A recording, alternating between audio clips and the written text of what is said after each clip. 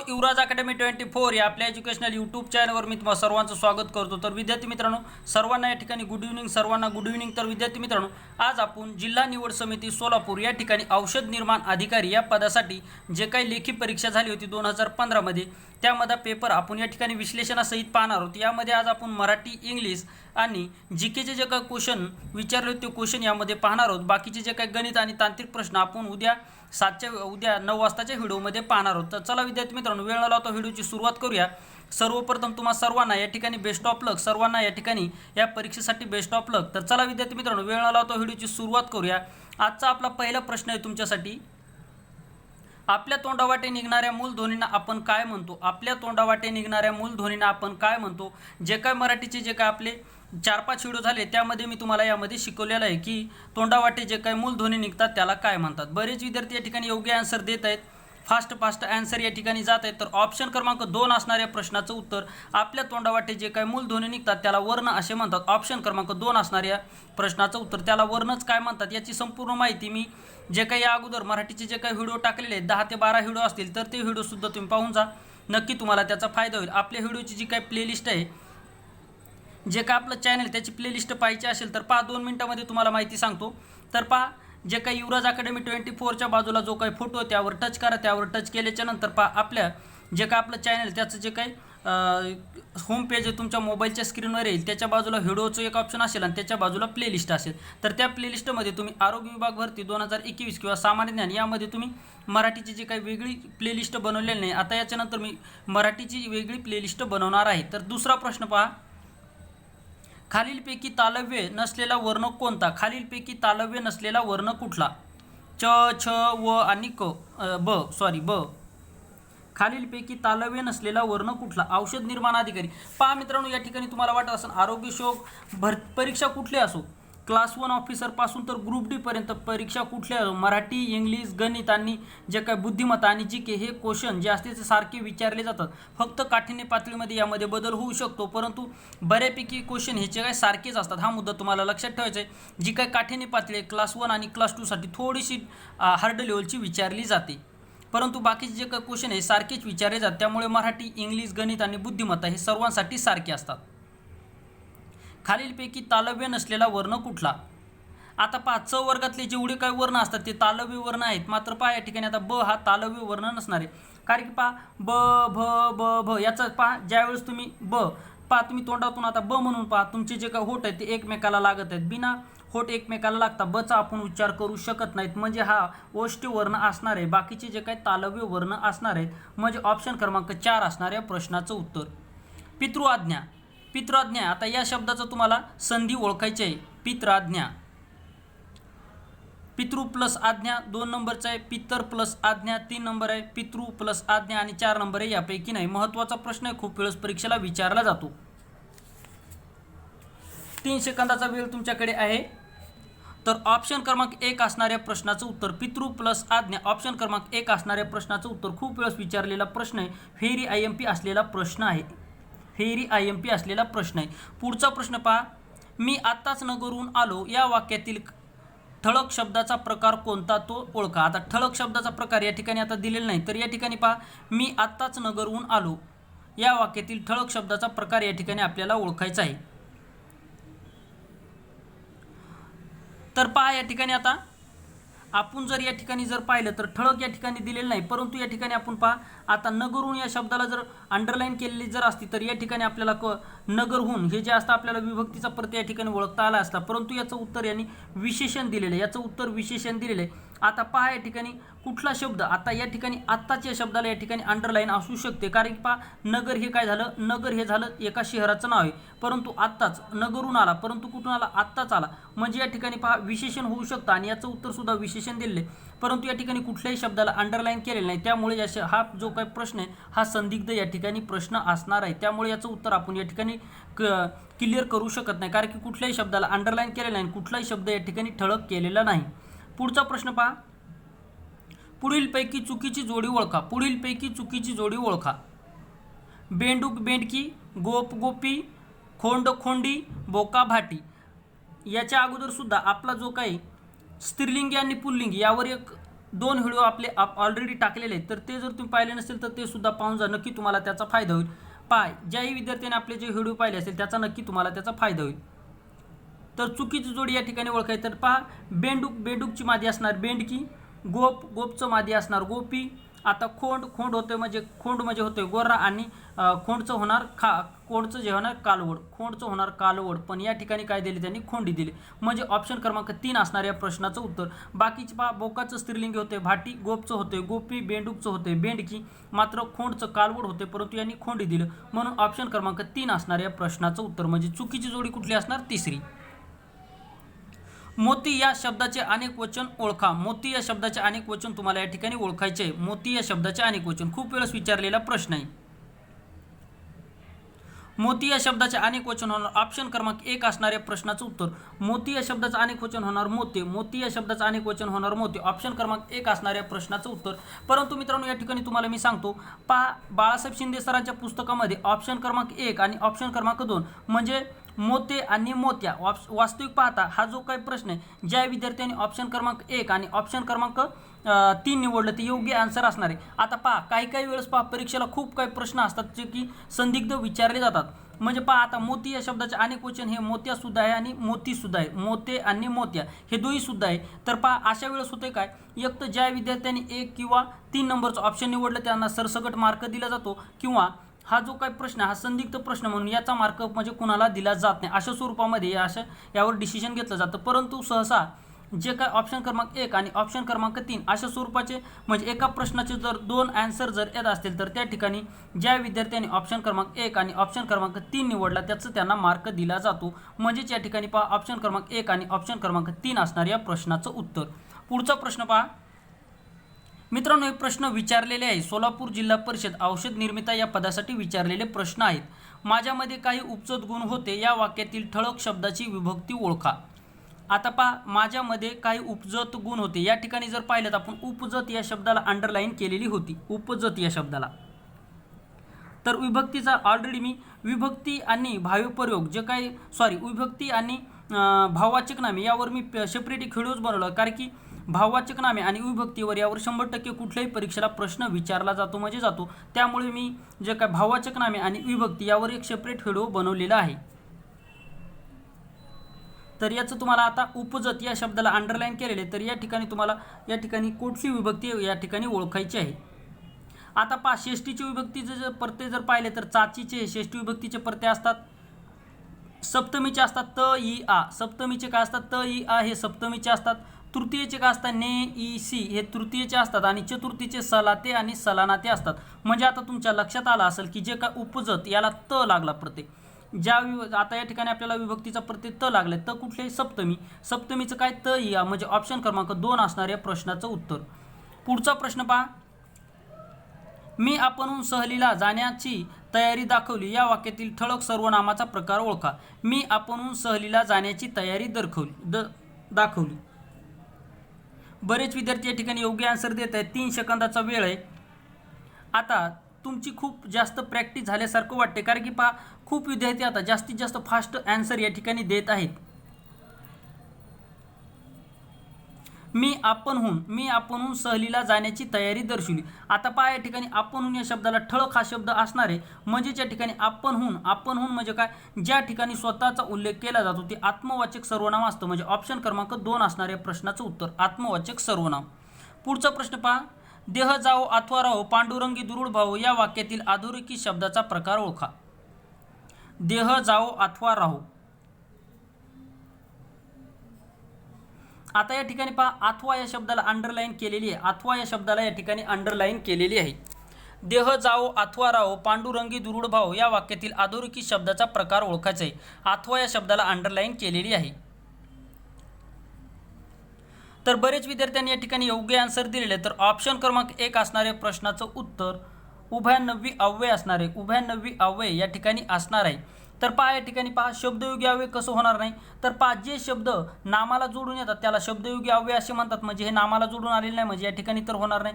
आता केवळ प्रयोगी अव्यय असे असतात की पहा मनातले जे काही भावना असतात त्याला केवळ प्रयोगी अव्यय असे म्हणतात. अरे अरे, पुन्हा अबब यासारखे जे काही तोंडातून शब्द पडतात त्याला शब्दयोगी अव्यय असे म्हणतात. त्याला केवळ प्रयोगी अव्यय असे म्हणतात. त्याला काय केवळ प्रयोगी अव्यय असे म्हणतात. आणि केवळ प्रयोगी अव्यय ओळखण्याचं महत्त्वाची चिन्ह म्हणजे त्याच्या जे काही शेवटी असतो ते काय असतो, शब्दाच्या शेवटी हा उलटा आय असतो, इंग्रजीचा उलटा आय असतो, त्याला केवळ प्रयोगी अव्यय असे म्हणतात. 10 नंबरचा प्रश्न पहा, त्याची गोष्ट लिहून झाली या वाक्यातील प्रयोग ओळखा. महत्त्वाचा प्रश्न आहे. या ठिकाणी तुम्हाला 3 सेकंदाचा वेळ दिलेला आहे. त्याची गोष्ट लिहून झाली या वाक्यातील प्रयोग ओळखा. समापन कर्मणी असेल, कर्तरी असेल, भाव्य असो की मिश्र असेल. आता मिश्र हा प्रयोगाचा प्रकार नाही, म्हणजे ऑप्शन क्रमांक 4 या ठिकाणी तर नसणार आहे, म्हणजे 3 पैकी आता या ठिकाणी तुम्हाला निवडायचे. त्याची गोष्ट लिहून झाली, तर ऑप्शन क्रमांक 1 असणाऱ्या प्रश्नाचं उत्तर समापन कर्मणी असणार. पहा त्याची गोष्ट लिहून झाली म्हणजे कुठलीही क्रिया, आता पहा त्याची क्रिया पूर्ण झालेली, गोष्ट लिहून झाली याचं ते काय कार्य पूर्ण झाले, म्हणजे कुठलंही कार्य जर पूर्ण झालं असेल तर त्याला समापन कर्मणी असे म्हणतात. ऑप्शन क्रमांक 1 असणाऱ्या प्रश्नाचं उत्तर. पुढचा प्रश्न पहा, कूपमंडूक या सामासिक शब्दाचा प्रकार सांगा. कूपमंडूक या सामासिक शब्दाचा प्रकार सांगा. 3 सेकंदाचा वेळ तुम्हाला या ठिकाणी दिलेला आहे.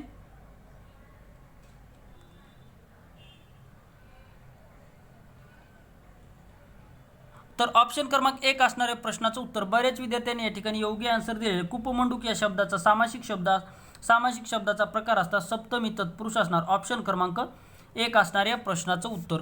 पुढचा प्रश्न पहा, पोट हा रिकाम जागा शब्द आहे. पोट हा रिकाम जागा शब्द आहे. परभाषे, तत्सम देशी आहे की तद्भव शब्द आहे. पोट हा शब्द कुठला आहे? बरेच विद्यार्थी या ठिकाणी योग्य आन्सर देत आहे. तर ऑप्शन क्रमांक 3 असणाऱ्या प्रश्नाचं उत्तर. पोट हा देशी शब्द आहे. पोट कुठला देशी शब्द आहे? झोप, झाड, वट्टा, हे लुगडे, जे काही वांगे, हे जे काही शब्द आहे हे देशी शब्द आहेत. आपल्या मराठी भाषेमध्ये पहा कानडी, फारसी, उर्दू आणि इतर भाषेतून सुद्धा जसे की अरबी आहे, पोर्तुगीज आहे, यासारख्या हिंदी आहे, यासारख्या भाषेतून सुद्धा वेगवेगळे शब्द आपल्या मराठी भाषेमध्ये आलेले, जे की मूळ महाराष्ट्रीयन भाषेच्या महाराष्ट्रीयन लोकांचे जे काही मूळ शब्द आहेत त्याला देशी शब्द असे म्हणतात. परभाषी शब्द म्हणजे की परप्रांतातले शब्द. तत्सम शब्द म्हणजे असे की जे संस्कृतमधून येताना ज्यामध्ये जशास तसे आल्या त्याला तत्सम शब्द असे म्हणतात. जसे की पहा पिता, कन्या, हे जे काही शब्द आहे, कळश, हे जे काही शब्द आहेत ते जशास तसे आलेले म्हणजे ते तत्सम शब्द असतात. कधी कधी विचारलं जातात तत्सम शब्द म्हणजे काय, तर संस्कृतमधून जे काही शब्द मराठी भाषेमध्ये जशास तसे आलेले आहेत त्याला तत्सम शब्द असे म्हणतात. आणि तद्भव शब्द म्हणजे असे की जे की पहा संस्कृतमधून मराठी भाषेमध्ये येताना ज्यामध्ये बदल झाला त्याला काय म्हणतात, त्याला तद्भव शब्द असे म्हणतात. जसे पहा मित्रांनो तक्र. आता पहा ताकरचं झालं ताक, म्हणजे जे काही तक्र होतं त्याचं ताक झालं दुग्ध, दुग्धचं झालं दूध झालं, दुग्धचं काय झालं दूध झालं. आता जनकचं काय झालं जननी झालं, म्हणजे पहा जसे की पिता, आता पिताचं काय झालं वडील झालं, किंवा पिताचं काय झालं वडील झालं, म्हणजे अशा स्वरूपामध्ये म्हणजे ज्यामध्ये बदल झाला आहे त्याला काय म्हणतात, त्याला तद्भव शब्द असे म्हणतात. अशा स्वरूपामध्ये. आता कर्णचं काय झालं, आता कर्ण, हा जो काय कर्ण म्हणजे काय होते कान, तर आपल्या मराठी भाषेमध्ये काय झाला त्याचा कान झाला, म्हणजे कर्णचं काय झाला कान. म्हणजे अशा स्वरूपामध्ये जे काही संस्कृत भाषेमधले जे काही शब्द आहेत त्यामध्ये जर बदल झाला असेल तर त्याला तद्भव शब्द असे म्हणतात. आणि संस्कृतमधले जशास तसे जर शब्द आले तर त्याला तत्सम शब्द असे म्हणतात. आय होप ही संकल्पना तुमची क्लिअर झाली असेल. पुढचा प्रश्न पहा, आरती सुरू झाली आणि घंटानाद सुरू झाला या वाक्याचा प्रकार ओळखा. आरती सुरू झाली आणि घंटानाद सुरू झाला या वाक्याचा प्रकार ओळखायचा आहे. केवळ वाक्य, मिश्र वाक्य, गौण वाक्य की संयुक्त वाक्य. बरेच विद्यार्थी या ठिकाणी योग्य आन्सर देत आहेत. तर ऑप्शन क्रमांक 4 असणाऱ्या प्रश्नाचं उत्तर हे असणार हे संयुक्त वाक्य. हे काय असणार संयुक्त वाक्य. पहा जे वाक्य उभयान्नवी अव्ययांनी जोडलं, जसं पहा आणि व हे जे यांनी जे काही वाक्य जोडलं जातं ते संयुक्त वाक्य असतं. जसे पहा या ठिकाणी आरती सुरू झाली हे एक वाक्य पेशल आहे आणि घंटानाद सुरू झाला हे एक वाक्य पेशल आहे. म्हणजे ज्यावेळेस दोन स्वतंत्र वाक्ये उभयान्नवी अव्ययाने जोडले जातात त्यावेळेस ते संयुक्त वाक्य असतं. त्यावेळेस ते काय असतं मित्रांनो संयुक्त वाक्य असतं. आणि मिश्र वाक्य म्हणजे असं वाक्य की जर तुम्ही आला तर मी जाईल, म्हणजे एका वाक्यावर जर दुसरं वाक्य जर अवलंबून जर असेल तर त्याला मिश्र वाक्य असे म्हणतात. आणि केवळ केवल वाक्य म्हणजे केवल वाक्यामध्ये फक्त एकच कर्ता आणि एकच भाव असतो त्याला केवल वाक्य असे म्हणतात. पुढे पहा आता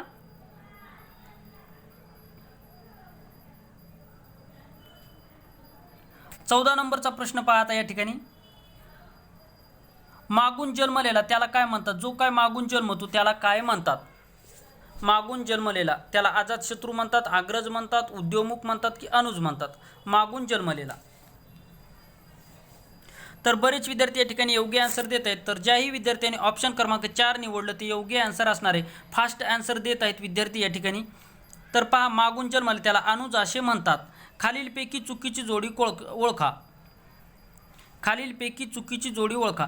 तर उद्या सकाळी जो काय आपला व्हिडिओ आहे तो सर्वांसाठी खूप इम्पॉर्टंट असणार आहे. उद्या सकाळी 7 ते 7:30 वाजता आपला जो काय व्हिडिओ येईल तो सर्वांसाठी परीक्षेच्या दृष्टिकोनातून खूप महत्त्वाचा असलेला व्हिडिओ असणार आहे. खालीलपैकी चुकीची जोडी ओळखा. आता पहा, आकलेचा कांदा, आकलेचा खंदक म्हणजे मूर्ख मनुष्य, गळ्यातला ताईत अतिशय प्रिय असलेला वस्तू, कळीचा नारद भांडणे लावणारा आणि घागरगडाचा सुभेदार म्हणजे पानक्या. तर यापैकी तुम्हाला चुकीची जोडी आता या ठिकाणी ओळखायची आहे. 3 सेकंदाचा वेळ आहे. तर पहा, आकलेचा खंदक म्हणजे मूर्ख मनुष्य हे अत्यंत योग्य आहे. त्याच्यानंतर पहा, गळ्यातला ताईत म्हणजे अत्यंत प्रिय वस्तू नसून ती व्यक्ती असतं. गळ्यातला ताईत असणे म्हणजे अत्यंत प्रिय काय असणं? अत्यंत प्रिय वस्तू असणं किंवा अप्रिय दिले. पहा या ठिकाणी आता एखाद्याला आपण म्हणतो तो त्याच्या गळ्यातला ताईत आहे. गळ्यातला ताईत म्हणजे असणे म्हणजे आता असं तो व्यक्ती अतिशय प्रिय असणे किंवा एखाद्या गोष्टीवर आपलं अतिशय प्रेम असणे त्याला काय म्हणतात? गळ्यातला ताईत असणे म्हणजे जीव की प्राण असणे किंवा जीवाच्या पलीकडे असणे म्हणजे त्याच्यावर काय अप्रिय असे म्हणजे जी काय व्यक्ती आहे ती काय व्यक्ती म्हणजे प्रिय व्यक्ती असणे त्याला काय म्हणतात? गळ्यातला ताईत म्हणजे अत्यंत प्रिय असलेली व्यक्ती त्याला गळ्यातला ताईत असे म्हणतात. परंतु या ठिकाणी पहा अप्रिय दिले. या ठिकाणी काय अप्रिय दिले म्हणजे ऑप्शन क्रमांक 2 असणारे प्रश्नाचं उत्तर. आता कळीचा नारद हे तर सर्वांच्या परिचय. पहा, कळीचा नारद म्हणजे भांडे लावणार. आपण म्हणतो पहा, आपल्या मित्रामध्ये किंवा आपल्या गावामध्ये एखादा व्यक्ती असा असतो की तो सतत भांडण लावत असतो त्याला कळीचा नारद असे म्हणतात. पुढे पहा, घागरगडाचा सुभेदार म्हणजे पानक्या. घागरगडाचा सुभेदार म्हणजे पानक्या म्हणजे या ठिकाणी जे काय 1, 3 आणि 4 हे जे काय आहेत हे बरोबर आहेत. मात्र ऑप्शन क्रमांक 2 हे चुकीचं असणार आहे. म्हणजे आपल्याला या ठिकाणी चुकीचं ओळखायचं म्हणजे ऑप्शन क्रमांक 2 असणाऱ्या प्रश्नाचं उत्तर. पुढचा प्रश्न पहा. आता 16 पासून तर 30 पर्यंत इंग्लिशचे प्रश्न आहेत. Choose the correct noun from of. आता या ठिकाणी तुम्हाला नाउन ओळखायचं आहे. तर पहा, इंग्लिशचे जवळपास आपले 50 ते 60 व्हिडिओ आहेत. ते जर तुम्ही पाहिले नसतील तर इंग्लिश ग्रामरची प्लेलिस्ट स्पेशल मी या ठिकाणी बनवलेली आहे. तर ती पाहून जा, नक्की तुम्हाला त्याचा फायदा होईल. तर या ठिकाणी जर आपण पाहिलं तर पहा, ऑप्शन क्रमांक 3 असणाऱ्या प्रश्नाचं उत्तर. परंतु त्यांनी या ठिकाणी स्पेलिंग चूक दिलेली आहे. जी काही स्पेलिंग आहे फ्रीडमची काय FREEDOM फ्रीडम म्हणजे स्वातंत्र्य होते. म्हणजे पहा FREEDOM म्हणजे या ठिकाणी जे काही डबल डी आहे त्या ठिकाणी ई पाहिजे होतं, एका ठिकाणी ई पाहिजे होतं. म्हणजेच पहा या ठिकाणी आपण करेक्शन करून घ्यायचं आहे. कारण की हे जे काही डबल डी आहे याच्या ठिकाणी एक ई असणार आहे. म्हणजे ऑप्शन क्रमांक 3 असणाऱ्या प्रश्नाचं उत्तर. Choose the correct noun from of freedom. तर या ठिकाणी पहा, फ्रीडम हे नाउन असणार आहे. फ्रीडम हे काय ॲब्स्ट्रॅक्ट नाउन आहे. नाउन आहे परंतु नाउनचे सुद्धा वेगवेगळे प्रकार पडतात. त्यामधलं जे काय फ्रीडम हे ॲब्स्ट्रॅक्ट नाउन असणार आहे म्हणजे भाववाचक नाम आहे. म्हणजे FREEDOM फ्रीडम म्हणजे स्वातंत्र्य. फ्रीडम म्हणजे काय? स्वातंत्र्य. म्हणजे ऑप्शन क्रमांक 3 असणाऱ्या प्रश्नाचं उत्तर. या ठिकाणी करेक्शन करून घ्या. FREEDOM फ्रीडम म्हणजे स्वातंत्र्य. पुढचा प्रश्न पहा. What are you mad. आता हे द अंडरलाइंड वर्ड. आता या ठिकाणी अंडरलाइन वर्ड तुम्हाला सांगायचं आहे. तर interrogative pronoun, relative pronoun, distributive pronoun, exclamatory pronoun. आता हे तुम्हाला मराठीमध्ये ज्यावेळेस मी केवल प्रयोगी अव्यय तुम्हाला सांगते वेळेस तुम्हाला सांगितलेले आहे की जो काय उलटा आय असतो ते काय असतं? ते असतं केवल प्रयोगी अव्यय. मग केवल प्रयोगी अव्ययाला इंग्लिशमध्ये काय म्हणतात? मराठीचा आणि इंग्लिशचा जवळपास व्याकरण हे जवळपास साम्य तुम्हाला दाखवत असतं. वरतीच मी तुम्हाला सांगितले ज्याचा काय उलटा आय असतो तर ते काय असलं तर केवल प्रयोगी अव्यय असतं. केवल प्रयोगी अव्यय असतं आणि केवल प्रयोगी अव्ययाला इंग्लिशमध्ये एक्सक्लामेटरी प्रोनाऊन असे म्हणतात. म्हणजे ऑप्शन क्रमांक 4 असणाऱ्या प्रश्नाचं उत्तर. ऑप्शन क्रमांक 4 असणाऱ्या प्रश्नाचं उत्तर. पुढचा प्रश्न पहा मित्रांनो. नो बडी बट रिकाम जागा was present. Nobody but रिकाम जागा वॉज प्रेझेंट ह्या संकल्पनेवर 100% परीक्षेला प्रश्न विचारला जातो म्हणजे जातो. औषध निर्मिता या पदासाठी विचारलेले हे प्रश्न आहेत. आता तुम्हाला वाटत असेल औषध निर्मिता म्हणजे यासाठी, तर मित्रांनो आरोग्य विभाग किंवा क्लास 3ची कुठलीही पोस्ट द्या, इंग्लिश, मराठी, गणित, बुद्धिमत्ता आणि GK सर्वांसाठी सेम असतं. मी आत्ताच तुम्हाला सांगते सर्वांसाठी सेम असतं. त्यामुळे हे जरी तुम्हाला वाटत असले औषध निर्मिता या पदाचा हा पेपर जरी असला तरी पण आरोग्य शोकला सुद्धा अशा स्वरूपाचे क्वेश्चन विचारले जातात. नो बडी बट रिकाम जागा वॉज प्रेझेंट. बऱ्याच विद्यार्थ्यांनी या ठिकाणी योग्य आन्सर दिलेले आणि ज्यावेळेस मी तुम्हाला इंग्लिश ग्रामर शिकवलेले त्यामध्ये मी तुम्हाला सांगितले नो बडी असेल आणि बट असेल तर त्याच्यानंतर नेहमी आय वापरला जातो, म्हणजे ऑप्शन क्रमांक 2 असणाऱ्या प्रश्नाचं उत्तर.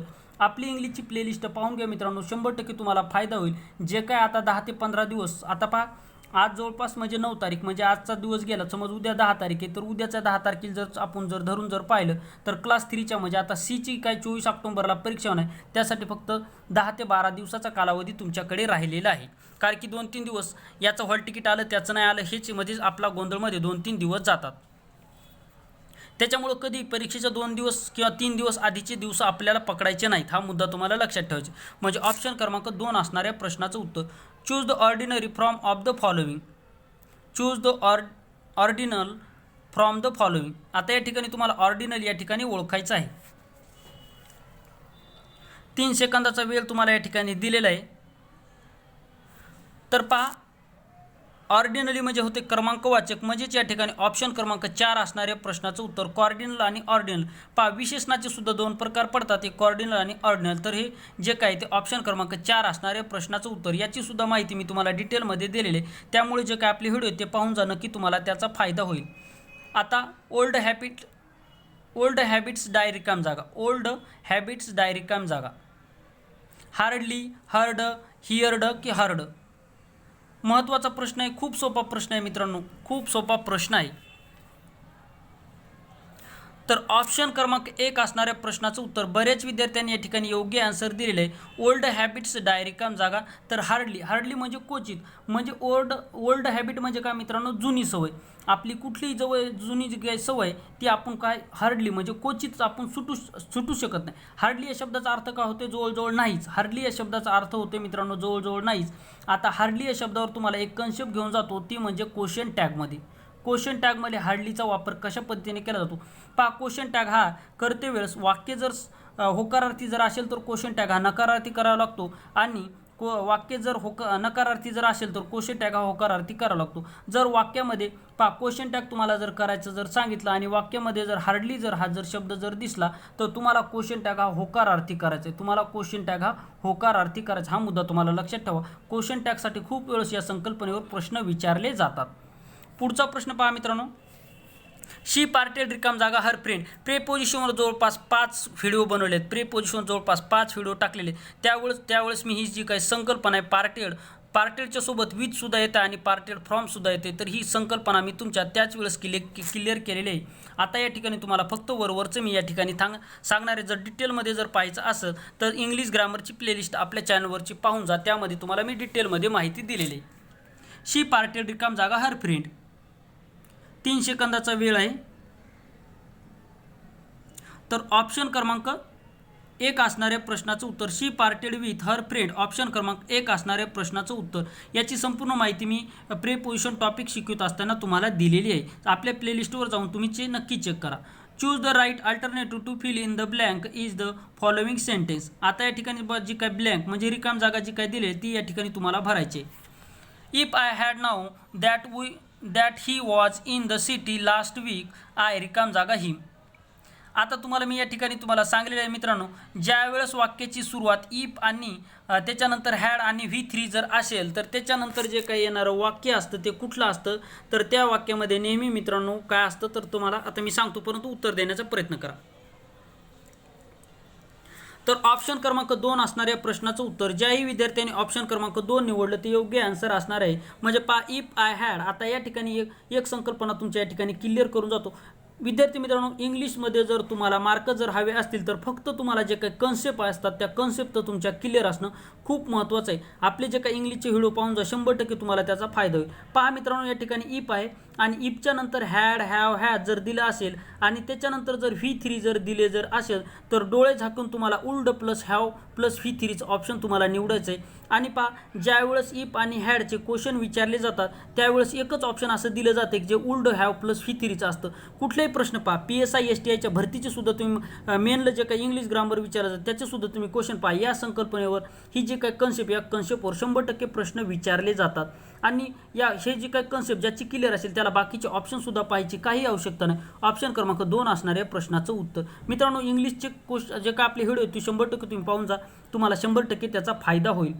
ज्याही विद्यार्थ्यांना इंग्लिश बिलकुल जमत नाही त्यांनी आपले इंग्लिशचे व्हिडिओ पाहून जा, 100% तुम्हाला त्याचा फायदा होईल. Choose the correct question tag for. आता being paralympic he could not walk. आता या ठिकाणी पहा कोल्ड नॉट तुम्हाला वरतीच मी सांगितलं ज्यावेळेस आपण क्वेश्चन टॅग करत असतो वाक्यामध्ये जर तुम्हाला नकारार्थी शब्द जर दिसत असेल तर क्वेश्चन टॅग हा नेहमी आणि नेहमी होकारार्थी करावा लागतो आणि वाक्य जर होकारार्थी असेल तर क्वेश्चन टॅग हा नकारार्थी करावा लागतो. पहा वाक्यामध्ये आता नकारार्थी वाक्य ओळखायचं कसं तर ज्या वाक्यामध्ये नॉट वापरलं जातो ते नकारार्थी वाक्य असतं, ज्या वाक्यामध्ये शेल्डम असतं ते वाक्य नकारार्थी असतं, ज्या वाक्यामध्ये अनलेसचा यूज केला जातो ते वाक्य नकारार्थी असतं, ज्या वाक्यामध्ये हार्डलीचा वापर केला जातो ते वाक्य सुद्धा नकारार्थी वाक्य असतं. हा मुद्दा तुम्हाला लक्षात ठेवायचा आहे. या ठिकाणी पहा नॉट दिलेले म्हणजे वाक्य नकारार्थी आहे तर आपल्याला क्वेश्चन टॅग हा होकारार्थी करायचा आहे. तर या ठिकाणी पहा होकारार्थी असणारा क्वेश्चन टॅग असणार आहे. या ठिकाणी पहा आता या ठिकाणी तुमच्या एक गोष्ट लक्षात ठेवा. आता कोल्ड हे ठिकाणी सहाय्यकारी क्रियापद वापरलेले म्हणजे या ठिकाणी पहा आता कोल्डंट झालं म्हणजे ऑप्शन क्रमांक 1 हे चुकीचं झालं. या ठिकाणी सुद्धा डॉन्ट आहे म्हणजे हे सुद्धा चुकीचं आहे. तर या ठिकाणी राहिला आता ऑप्शन क्रमांक 2 आणि ऑप्शन क्रमांक 4. आता 2 कटतंय कसं तर पहा सहाय्यकारी क्रियापद जे क्वेश्चन टॅगमध्ये जेही सहाय्यकारी क्रियापद वापरलं असेल तर क्वेश्चन टॅग करते वेळेस तेच सहाय्यकारी क्रियापद घ्यावं लागतं. असं नाही होणार की या ठिकाणी कोल्ड आहे मग त्या ठिकाणी आपण डीड घेऊ असं होऊ शकत नाही. हा मुद्दा तुम्हाला लक्षात ठेवायचा. आता या ठिकाणी कोल्ड हे जे काही सहाय्यकारी क्रियापद आहे म्हणून या ठिकाणी कोल्ड ही होणार. ऑप्शन क्रमांक 4 असणारे प्रश्नाचं उत्तर. आय होप ही सुद्धा कन्सेप्ट तुमची क्लिअर झालेली असेल. माय सन लेफ्ट फॉर रिकाम जागा युनायटेड टेस्ट last week. My son left for रिकाम जागा युनायटेड स्टेट्स लास्ट वीक. आता पहा ज्यावेळेस मी तुम्हाला प्रेपोजिशन हा घटक शिकवलेला आहे त्यावेळेस मी तुम्हाला सांगितले कुठल्याही देशाच्या नावा अगोदर किंवा शहराच्या नावा अगोदर आर्टिकल्स वापरलं जात नाही. ही कन्सेप्ट तुमची क्लिअर असली पाहिजे. कुठल्याही देशाच्या नावा अगोदर किंवा शहराच्या नावा अगोदर आर्टिकल्स वापरलं जात नाही. परंतु पहा युनायटेड स्टेट्स हे जे काही देश आहे हा जो काही छोटासा देश आहे याच्या अगोदर पहा हे जे काही छोटंसं देश किंवा शहर असू शकतं परंतु याच्या अगोदर नेहमी आणि नेहमी द हे प्रिपोजिशन वापरलं जातं. ही जी काही कन्सेप्ट आहे तुमच्या लक्षात राहिली पाहिजे. कुठल्याही देशाच्या नावा अगोदर किंवा शहराच्या नावा अगोदर कुठलंही आर्टिकल वापरलं जात नाही परंतु याला हे अपवाद आहे म्हणजे ऑप्शन क्रमांक 3 असणाऱ्या प्रश्नाचं उत्तर. आता पुढचा प्रश्न पहा. Choose the imperative sentence from the options. Imperative sentence तुम्हाला ओळखायचं. इम्पेरेटिव्ह सेंटेन्स म्हणजे आज्ञार्थी वाक्य. इम्पेरेटिव्ह सेंटेन्स म्हणजे काय आज्ञार्थी वाक्य. 1 नंबरचं आहे, 2 नंबरचं आहे, 3चं आहे की 4चं आहे. बरेच विद्यार्थी या ठिकाणी योग्य आन्सर देत आहेत, फास्टमध्ये आन्सरसुद्धा देत आहेत. तर सर्व विद्यार्थ्यांचं या ठिकाणी अभिनंदन आहे कारण की खूप चांगले रिस्पॉन्स या ठिकाणी विद्यार्थ्यांचा या ठिकाणी मिळत आहे. तर पहा तुम्हाला ज्यावेळेस मी इंग्लिशचे किंवा मराठीचं ज्यावेळेस तुम्हाला ग्रामर शिकवलं त्यावेळेस तुम्हाला इम्पेरेटिव्ह सेंटेन्स म्हणजे असते काय तर पहा कुठल्याही व्यक्तीला जे काय आपण काम सांगतो ती काय असतं इम्पेरेटिव्ह सेंटेन्स असतो. व्यक्ती लहान असो मोठा असो ती आज्ञार्थी वाक्य असतं म्हणजे आपण त्याला आज्ञा करत असतो. पहा या ठिकाणी ऑप्शन क्रमांक 4 असणाऱ्या प्रश्नाचं उत्तर stand up on the desk म्हणजे डेस्कवर जो काय आपला बेंच आहे त्या बेंचवर उभं राहायचं या ठिकाणी सांगितले. म्हणजे कुठल्याही व्यक्तीला एखादं कार्य करण्यासाठी किंवा जे काही एखाद्याला ऑर्डर दिली जाते ती आज्ञार्थी वाक्य असतं म्हणजे ऑप्शन क्रमांक 4 असणाऱ्या प्रश्नाचं उत्तर. आता पुढचा प्रश्न पाहूयात आपण. 26 नंबरचा प्रश्न पहा. Choose the correct alternative. आता या ठिकाणी तुम्हाला अल्टरनेटिव्ह ओळखायचं आहे. Why do you waste time. Why do you waste time. का वेस्ट टाईम घालते जाऊ शब्दाहून का अर्थाहून काही घेणं देणं नाही. आपला महत्त्वाचा मुद्दा असतो इंग्लिश ज्यावेळेस मी शिकवत असतो तुम्हाला ज्यावेळेस मी इंग्लिशचं ग्रामर शिकत असतो त्यावेळेस मी पहिल्यापासून तुम्हाला सांगितलेले की इंग्लिशच्या वाक्याच्या अर्थाहून काहीच घेणं देणं नाही. काहीच घेणं देणं नाही. तुम्हाला इंग्लिश थोडीफार जरी आली तरी इंग्लिश ग्रामरला तुम्हाला 22 ते 23 मार्क 100% येऊ शकतात.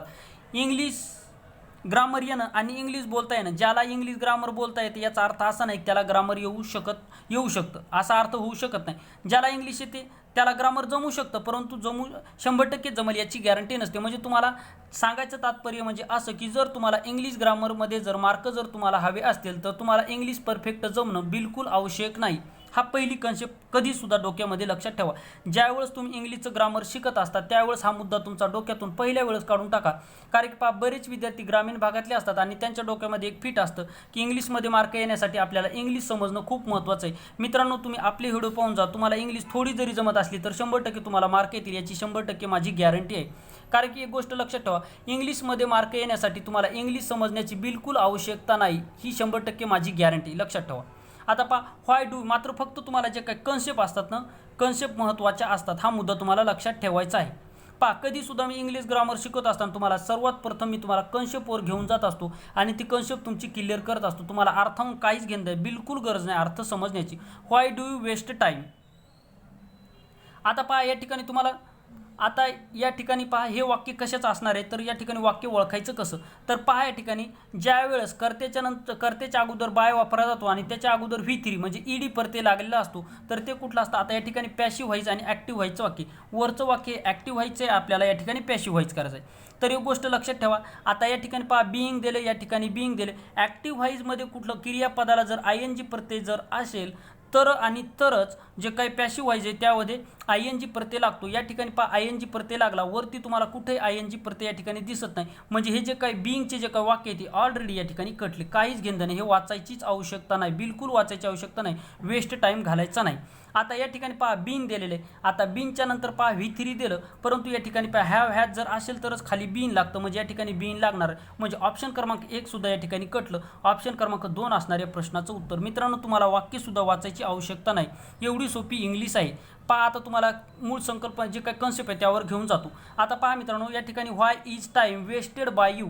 वेस्टेड बाय यू पहा व्ही3 लागलं आणि बाय लागलं आणि त्याच्यानंतर यू म्हणजे करता आलं. म्हणजे ऑप्शन क्रमांक या ठिकाणी 2 असणाऱ्या प्रश्नाचं उत्तर. परत एकदा सांगतो, ज्यावेळेस ॲक्टिव्ह व्हाईजमध्ये जर क्रियापदाला आयएनजी जर प्रत्यय असेल तर पॅसिव्ह व्हाईजमध्ये तुम्हाला बीइंग असणं हे खूप महत्त्वाचं असतं. आणि ज्यावेळेस ॲक्टिव्ह व्हाईजमध्ये आयएनजी प्रत्यय जर नसेल तर तुम्हाला बीइंग बिलकुल दिसलं न पाहिजे, बिलकुल जर पहा जर ॲक्टिव्ह व्हाईसमध्ये जर तुम्हाला आयएनजी क्रियापदाला जर प्रत्यय जर नसेल तर तुम्हाला बीइंगचं बिलकुल ऑप्शन निवडायचं नाही. आता या ठिकाणी पहा 2 ठिकाणी बीइंग दिलेली, याचा बिलकुल विचार नाही करायचा, जागीच काढून टाकायचा, याचा विचारच नाही करायचा, बिलकुल नाही करायचा. हा मुद्दा तुम्हाला लक्षात ठेवा. अशा स्वरूपामध्ये पहा मित्रांनो, तुम्हाला इंग्लिशमध्ये मार्क येऊ शकतात, 100% येऊ शकतात.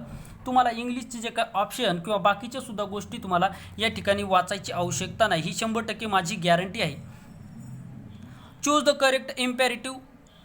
The correct comparative statement of. आता या ठिकाणी कंपॅरेटिव्ह पहा मित्रांनो, या ठिकाणी कंपॅरेटिव्हचे सुद्धा मी 3 व्हिडिओ टाकलेले, त्यावेळेस मी तुम्हाला सांगितलेले कंपॅरेटिव्ह डिग्रीमध्ये पहा सुपरलेटिव्ह डिग्री, पॉझिटिव्ह डिग्री आणि कंपॅरेटिव्ह ह्या 3 प्रकारच्या डिग्री आहेत. ह्या डिग्र्या ओळखणं मित्रांनो फक्त 2 ते 3 सेकंदाचा वेळ आहे. फक्त तुम्ही मित्रांनो डायरेक्ट तुम्हाला वाक्याचे जे काय अर्थ आहे त्याचा बिलकुल तुम्हाला वाक्यसुद्धा वाचायची आवश्यकता नाही, ही माझी 100% गॅरंटी. आता पहा या ठिकाणी याचं ॲन्सर मी तुम्हाला कसं सांगतो, तर तुम्ही सोडवण्याचा या ठिकाणी प्रयत्न करा, बिलकुल तुम्हाला वाचायची सुद्धा आवश्यकता पडणार नाही, ही माझी गॅरंटी. तुम्ही या ठिकाणी ॲन्सर देण्याचा प्रयत्न करायचा आहे. The sun is biggest planet. तर पहा आता तुमच्या लक्षात आलं असेल, मी तुम्हाला एक वेळेस सांगितलेले पहा ज्यावेळेस डिग्रीचे वाक्य मी तुम्हाला शिकवते वेळ ज्यावेळेस क्रियापदाला ईएसटी प्रत्यय असतो त्यावेळेस ते सुपरलेटिव्ह डिग्रीचं वाक्य असतं. कुठलं असतं? सुपरलेटिव्ह डिग्रीचं वाक्य असतं. आता आपल्याला पहा सुपरलेटिव्हची करायची कंपॅरेटिव्ह. आता कंपॅरेटिव्ह डिग्री ओळखत असताना सर्वप्रथम तुम्हाला वाक्याकडे जायचं नाही. ज्याही वाक्याला ER प्रत्यय असतो आणि त्याच्यानंतर द्यान असतं ते कंपॅरेटिव्हचं वाक्य असतं. आता तुम्हाला डायरेक्ट ER आणि द्यान लागलेला प्रत्यय निवडायचा आणि त्याच्यानंतर तुम्हाला डायरेक्ट आन्सर द्यायचा आहे. तर पहा या ठिकाणी पहा बिगेस्ट लागला, हे उत्तर चुकलं. म्हणजे आपल्याला कंपॅरेटिव्ह निवडायची. बिगेस्ट लागला, EST प्रत्यय लागला, हे सुपरलेटिव्ह डिग्रीचं वाक्य असणार आहे. त्याच्यानंतर पहा 2 नंबरचं वाक्य पहा. आता या ठिकाणी पहा ॲज लागलं आणि या ठिकाणी पहा ॲज लागलं, हे कुठलं असणार? ज्याही वाक्यामध्ये ॲजचं असतं ते कुठलं असतं? पॉझिटिव्ह डिग्रीचं वाक्य असतं. म्हणजे 2 सुद्धा या ठिकाणी कटलं. त्याच्यानंतर पहा आता ER प्रत्यय लागला आणि द्यान लागला, ऑप्शन क्रमांक 3 असणाऱ्या प्रश्नाचं उत्तर पहा. या ठिकाणी तुम्हाला वाक्य ओळखायची वाचायची काहीच आवश्यकता भासली का नाही भासली मित्रांनो, फक्त तुम्हाला EST प्रत्यय लागला म्हणजे ते असणार पॉझिटिव्ह डिग्रीचं वाक्य. ॲज प्रत्यय लागले याचा अर्थ ते असणार ते असणार पॉझिटिव्ह डिग्रीचं वाक्य. आणि पहा ER आणि द्यान प्रत्यय जर असेल तर ते असणार मित्रांनो कंपॅरेटिव्हचं वाक्य. म्हणजे ऑप्शन क्रमांक 3 असणाऱ्या प्रश्नाचं उत्तर पहा. परत एकदा तुम्हाला सांगतो, पहा सुपरलेटिव्ह डिग्री बरोबर EST प्रत्यय असतो. पहा लक्षात ठेवा, सुपरलेटिव्ह डिग्रीमध्ये the EST Pratyaya, comparative degree ER प्रत्यय आणि द्यान असतं, हा मुद्दा तुम्हाला लक्षात ठेवायचा आहे. पॉझिटिव्ह डिग्रीमध्ये ॲज आणि सो ॲज हे असं असतं. तर या ठिकाणी पहा, ह्या अशा कन्सेप्टमध्ये तुम्हाला डिग्र्या ओळखल्या जातात. पहा या ठिकाणी कुठल्याही प्रकारचं मी वाक्यसुद्धा या ठिकाणी वाचलेलं नाही. तुमच्या समोरच मी या ठिकाणी पहा कुठल्याही प्रकारचं वाक्य वाचलं नाही, फक्त कन्सेप्टवर या ठिकाणी उत्तर आणलेलं आहे. म्हणजे ऑप्शन क्रमांक 3 असणाऱ्या प्रश्नाचं उत्तर. ER प्रत्यय लागला, ध्यान दिसलं, कंपॅरेटिव्हचं वाक्य असणार. ऑप्शन क्रमांक 3 असणाऱ्या प्रश्नाचं उत्तर. पुढचा प्रश्न पहा, choose the in correct pair. आता या ठिकाणी करेक्ट पेअर या ठिकाणी तुम्हाला ओळखायचे आहे.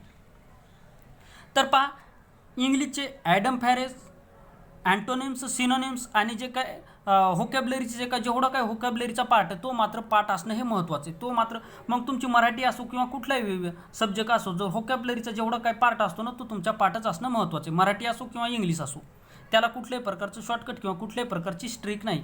पहा, ज्या ठिकाणी स्ट्रिक असतो त्या ठिकाणी मी तुम्हाला स्ट्रिक सांगतो आणि ज्या ठिकाणी पाठांतराचा भाग असतो त्या ठिकाणी सुद्धा मी तुम्हाला पाठांतर सांगण्यासाठी या ठिकाणी सांगत असतो. तर पहा, ॲक्नॉलेज, ॲडमिट बरोबर आहे, डिफेंड, प्रोटेक्ट हे सुद्धा बरोबर आहे आणि सेन्सिबल आणि सेन्सिटिव्ह हे चुकीचं आहे आणि इफेक्शियंट त्याचं कॅपेबल हे सुद्धा बरोबर आहे. तर या ठिकाणी जर पाहिलं तर पहा मित्रांनो, आता ॲक्नॉलेज आणि ॲडमिट याचा अर्थ होतो सहमती दर्शवणे किंवा या ठिकाणी पहा ॲडमिशन घेणे. तर म्हणजे एक गोष्ट लक्षात ठेवा, ही समानार्थी आहेत. त्याच्यानंतर पहा, डिफेंड म्हणजे बचाव करणे, प्रोटेक्ट म्हणजे सुद्धा बचाव करणे किंवा संरक्षण करणे हे सुद्धा बरोबर आहे. मात्र सेन्सिबल आणि सेन्सिटिव्ह हे काय आहेत मित्रांनो, सेन्सिबल नाऊन आहे आणि सेन्सिटिव्ह हे ॲडजेक्टिव्ह, म्हणजे नाऊन आणि ॲडजेक्टिव्हचा संबंध या ठिकाणी दिलेला आहे. बाकीचे काय समानार्थी शब्द असणार. म्हणजे ऑप्शन क्रमांक 3 असणाऱ्या प्रश्नाचं उत्तर. पुढचा प्रश्न पहा, चूज द कॉम्प्लेक्स सेंटेन्स. आता या ठिकाणी कॉम्प्लेक्स सेंटेन्स या ठिकाणी तुम्हाला ओळखायचं आहे. Give me that book and I will read. आता या ठिकाणी कॉम्प्लेक्स सेंटेन्स म्हणजे काय मित्रांनो, मिश्र वाक्य. कंपाऊंड सेंटेन्स म्हणजे काय, संयुक्त वाक्य. आणि सिंपल सेंटेन्स म्हणजे काय, सिंपल सेंटेन्स म्हणजे साधं वाक्य. तर पहा, कॉम्प्लेक्स सेंटेन्स ज्यावेळेस तुम्हाला ओळखण्यासाठी सांगितलं जातं, ज्यावेळेस वाक्याची सुरुवात इफने असते, ज्या वाक्याची सुरुवात इफने असते ते 100% वाक्य हे कॉम्प्लेक्स सेंटेन्सचं वाक्य असतं.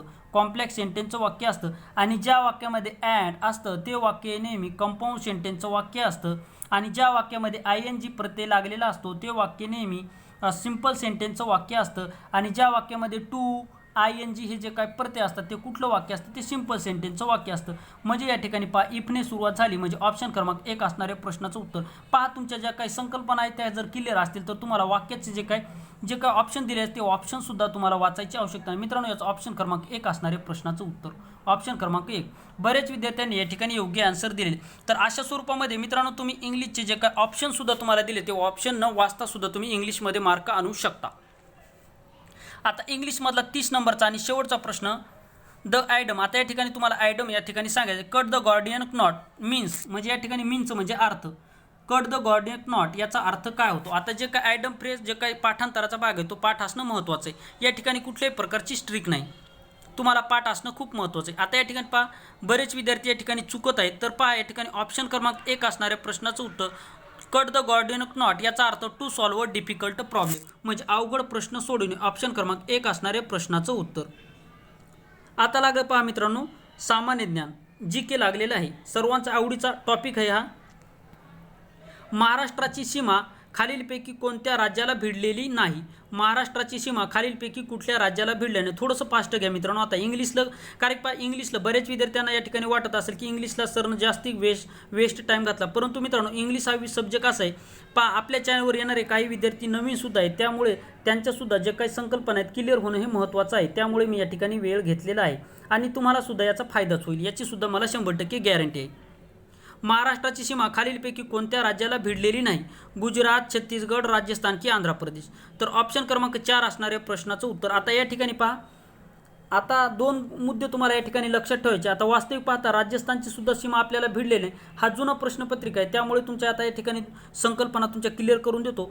तर पहा, गुजरातची आपल्याला सीमा भिडलेली आहे, छत्तीसगडची सुद्धा लागलेली आहे. आता त्यावेळेस पहा 2015च्या अगोदर आंध्र प्रदेशची सुद्धा आपल्याला होती, परंतु पहा आंध्र प्रदेशमधून आता तेलंगणा राज्य निर्मिती झाली, त्यामुळे आता आंध्र प्रदेशची नाही आपल्याला तेलंगणाची सीमा लागलेली. कोणाची? तेलंगणाची सीमा लागलेली. आता या ठिकाणी पहा म्हणजे त्यावेळेचा प्रश्न असल्यामुळे त्यावेळेचा आन्सर काय असणार? राजस्थान. परंतु आता या प्रश्नाच्या उत्तराकडे नाही जायचं तर आपल्याला संकल्पनेवर जायचं, त्यामुळे या ठिकाणी उत्तर तुम्हाला राजस्थान आणि आंध्र प्रदेश असणार आहे. या ठिकाणी आपण तेलंगणा जर ठेवलं तर या ठिकाणी आंध्र प्रदेश राजस्थान हे आन्सर असणार आहे. म्हणजे पहा या ठिकाणी ऑप्शन क्रमांक 2, 3 आणि 4 हे या ठिकाणी असणार आहे. म्हणजे या ठिकाणी राजस्थानची सुद्धा सीमा महाराष्ट्र राज्याला लागलेली नाही आणि आंध्र प्रदेशाची सुद्धा लागलेली नाही. जुना प्रश्नपत्रिकेतला प्रश्न असल्यामुळे या ठिकाणी ही कन्सेप्ट तुमच्या लक्षात ठेवायची. पुढचा प्रश्न पहा आता. आपल्या प्रतिभेमुळे शहरी जगात तापलेले कविराय राम जोशी रिकाम जागा या जिल्ह्यातील आहेत. तर पहा ऑप्शन क्रमांक बरेच विद्यार्थी या ठिकाणी योग्य आन्सर देत आहे. तर ऑप्शन क्रमांक 1 असणाऱ्या प्रश्नाचं उत्तर, कारण की सोलापूर जिल्ह्याची प्रश्नपत्रिका असल्यामुळे सोलापूर जिल्ह्यामध्येच असणार, म्हणजे ऑप्शन क्रमांक 1 असणाऱ्या प्रश्नाचं उत्तर. करडी क्रांती ही रिकाम जागा उत्पादनास वृद्धीशी संबंधित आहे. पहा वेगवेगळ्या क्रांत्या झाल्यात, या क्रांत्यावर सुद्धा 100% प्रश्न विचारला जातो. याच्या अगोदर मी क्रांतीवर व्हिडिओ बनवलेले आहे, परंतु उद्या 12 वाजता मी तुम्हाला क्रांतीवर एक व्हिडिओ तुम्हाला बनवून देईल, कारण की या टॉपिकवर 100% प्रश्न विचारले जातात. करडी क्रांती ही खालीलपैकी कोणत्या उत्पादनाशी संबंधित किंवा कशाशी संबंधित आहे यावर 100% प्रश्न विचारला जातो.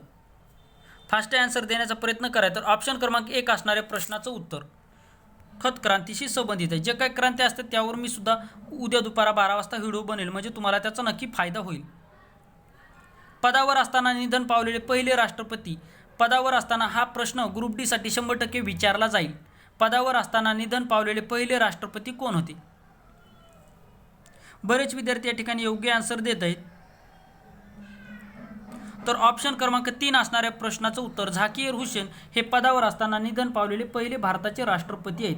पदावर असताना निधन पावलेले पहिले राष्ट्रपती कोण? झाकीर हुसेन. पुढचा प्रश्न पहा. भारतात आतापर्यंत किती वेळा आर्थिक आणीबाणी पुकारण्यात आलेली आहे?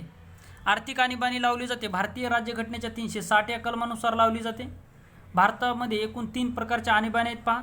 352 कलमानुसार राष्ट्रीय आणीबाणी लावली जाते. 356 या कलमानुसार राज्यातील आणीबाणी लावली जाते. पंजाब राज्यामध्ये सर्वप्रथम आणीबाणी लावलेली आहे. तर आर्थिक आणीबाणी आतापर्यंत भारतामध्ये एकदाही पुकारण्यात आलेली नाही, म्हणजे ऑप्शन क्रमांक 2 असणाऱ्या प्रश्नाचं उत्तर आर्थिक आणीबाणी आतापर्यंत भारतात एकही वेळा लावण्यात आलेली नाही. आता पहा पुढचे प्रश्न पाहूयात आपण जीकेचे. 36 नंबरचा प्रश्न पहा आता. पंचायत राज हे रिकाम जागाचे स्वप्न होते. पंचायत राज हे रिकाम जागाचे स्वप्न होते. खूप वेळेस विचारलेला प्रश्न आहे. बरेच विद्यार्थी या ठिकाणी योग्य आन्सर देत आहे. तर ऑप्शन क्रमांक 1 असणाऱ्या प्रश्नाचं उत्तर महात्मा गांधीचं स्वप्न होतं. पंचायत राज हे महात्मा गांधीचं स्वप्न होतं, परंतु पंचायत राजला पंचायत राज हे नाव कोणी दिलं असा प्रश्न जर विचारला तर पंडित जवाहरलाल नेहरू. पहिला आंतरराष्ट्रीय योग दिन कोणत्या दिवशी साजरा करण्यात आला? पहिला आंतरराष्ट्रीय योग दिन. तर तुम्हाला माहीत असेल योग दिन हा 21 जून या दिवशी साजरा केला जातो, परंतु पहिला कधी करण्यात आला? IMP प्रश्न आहे, ग्रुप डी साठी महत्त्वाचा असलेला प्रश्न आहे. 37चा ऑप्शन क्रमांक 2 असणाऱ्या प्रश्नाचं उत्तर 21 जून 2015 रोजी हा योग दिन साजरा करण्यात आले. 21 जून 2015 मध्ये जीकेचे आणि मराठी, इंग्लिश, गणित, बुद्धिमत्ता हे जे काही टॉपिक असतात हे पहा कुठल्याही परीक्षेला इकडे तिकडे फिरू शकतात. त्यामुळे असं नाही की औषध निर्माण अधिकाऱ्याचा पेपर आहे म्हणजे हे प्रश्न ग्रुप डीला विचारले जाणार असा मुळीच अर्थ होऊ शकत नाही.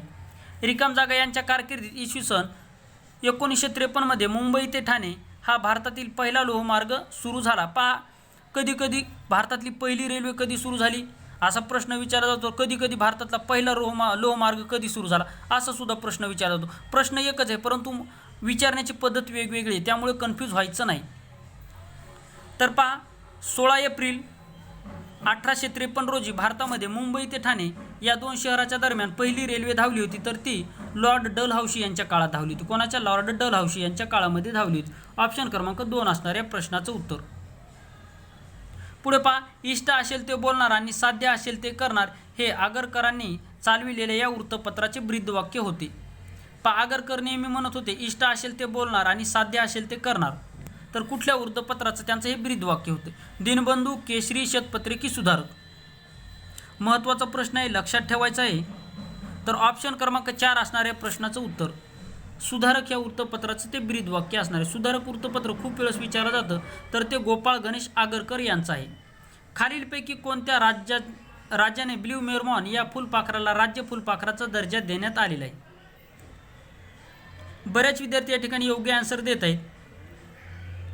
तर ऑप्शन क्रमांक 3 असणाऱ्या प्रश्नाचं उत्तर महाराष्ट्र राज्याने ब्ल्यू मेरमॉन या हे जे काही फुलपाखरू या पक्षाला राज्य फुलपाखरेचा दर्जा देण्यात आलेला आहे. ऑप्शन क्रमांक 3 असणाऱ्या प्रश्नाचं उत्तर. द रेड सारी या हे पुस्तक कोणत्या महिला राजकारणी व्यक्तीचे जीवनचरित्र आहे? द रेड सारी हे पुस्तक कोणत्या महिला राजकारणी व्यक्तीचे जीवनचरित्र आहे? सोनिया गांधी, मायावती, हेमा मालिनी की जयललिता? कोणती अशी राजकारणी महिला आहे की जिचं जे काही पुस्तक आहे तिच्या जीवनावर आधारित ते आहे द रेड सारी. सारी म्हणजे साडी, सारी म्हणजे साडी, म्हणजे सांगायचं म्हणजे लाल साडी. हे कोणाचं पुस्तक आहे, म्हणजे कोणाच्या जीवनावर आधारित आहे? तर ऑप्शन क्रमांक 1 असणाऱ्या प्रश्नाचं उत्तर सोनिया गांधी. ऑप्शन क्रमांक 1 असणाऱ्या प्रश्नाचं उत्तर सोनिया गांधी कुठल्या देशाचे आहेत? इटली या देशाचे. तर सोनिया गांधीचे हे पुस्तक आहे, म्हणजे सोनिया गांधीच्या जीवनावर आधारित हे पुस्तक आहे. केरळ सरकारने कोणत्या महिला टेनिस खेळाडूला आयुर्वेदिक ॲम्बेसिडर म्हणून निवडले आहे? केरळ सरकारने, त्यावेळेचा प्रश्न आहे. तर ऑप्शन क्रमांक 3 असणाऱ्या प्रश्नाचं उत्तर स्टिपी ग्राफ. ऑप्शन क्रमांक 3 असणाऱ्या प्रश्नाचं उत्तर स्टिपी ग्राफ. पुढचा प्रश्न पहा. रिकाम जागा या दिवशी पृथ्वीवर सर्वत्र दिवस व रात्र प्रत्येकी 12 तासाचे असतात. ज्यावेळेस ठोकळा शिकवते वेळेस मी तुम्हाला यावर कन्सेप्टवर तुम्हाला प्रश्न पडू शकतात असं तुम्हाला सांगितलं होतं. रिकाम जागा या दिवशी पृथ्वीवर सर्वत्र दिवस व रात्र प्रत्येकी 12 तासाचे असतात. तर ऑप्शन क्रमांक 1 असणाऱ्या प्रश्नाचं उत्तर 21 मार्च या दिवशी पृथ्वीवर सर्वत्र दिवस व रात्र प्रत्येकी 12 तासाचे असतात. भीमा ही राज्यातील एक महत्त्वपूर्ण नदी होय. तर भीमा ही रिकाम जागा राज्यातील एक महत्त्वाची नदी होय. राज्यातील खालीलपैकी 3 जिल्ह्यातून ती वाहते. चौथ्या विसंगत जिल्हा कोणता? आता भीमा नदी एकूण 4 जिल्ह्यातून वाहते, तर विसंगत जिल्हा आपल्याला या ठिकाणी ओळखायचा आहे. पुणे, अहमदनगर, औरंगाबाद की सोलापूर? तर ऑप्शन क्रमांक 3 असणाऱ्या प्रश्नाचं उत्तर औरंगाबाद या शहरातून भीमा नदी वाहत नाही. तर औरंगाबाद शहरातून कुठली नदी वाहते? तर ती गोदावरी नदी औरंगाबादमधून वाहते. पुढचा प्रश्न पहा. पहिले अखिल भारतीय मराठी बालनाट्य संमेलन रिकाम जागा येथे भरणार आहे. पहिले अखिल भारतीय मराठी बालनाट्य संमेलन रिकाम जागा येथे भरणार आहे. बरेच विद्यार्थी या ठिकाणी योग्य आन्सर देतात, तर ते सोलापूर या ठिकाणी भरणार आहे. म्हणजे पहा, त्या ठिकाणचा जुना प्रश्न आहे, त्यामुळे सोलापूर या ठिकाणी भरले. यावर सुद्धा आता हा प्रश्न कसा विचारला जाईल की पहिले अखिल भारतीय मराठी बालनाट्य संमेलन महाराष्ट्र राज्याच्या कुठल्या जिल्ह्यात भरले होते, म्हणजे भूतकाळात विचारला जाईल कुठल्या जिल्ह्यात भरले होते. तर या ठिकाणी लक्षात ठेवा ते सोलापूर जिल्ह्यामध्ये भरले होते. ऑप्शन क्रमांक 2 असणाऱ्या प्रश्नाचं उत्तर. तर अशा प्रकारे विद्यार्थी मित्रांनो आपण सोलापूर जिल्हा परिषद औषध निर्माता या पदासाठी मराठी, इंग्लिश आणि जे काही जीकेचे प्रश्न होते ते या ठिकाणी पाहिलेले आहेत. तर बाकीचे जे काही प्रश्न आहेत आपण उद्या संध्याकाळच्या 9 वाजताच्या व्हिडिओमध्ये पाहणार. तर मित्रांनो व्हिडिओ कसा वाटला कमेंट बॉक्समध्ये नक्की सांगा. चॅनलवर नवीन असाल तर चॅनलला सबस्क्राईब करा. या ठिकाणी आपण थांबूयात. थँक्यू, धन्यवाद.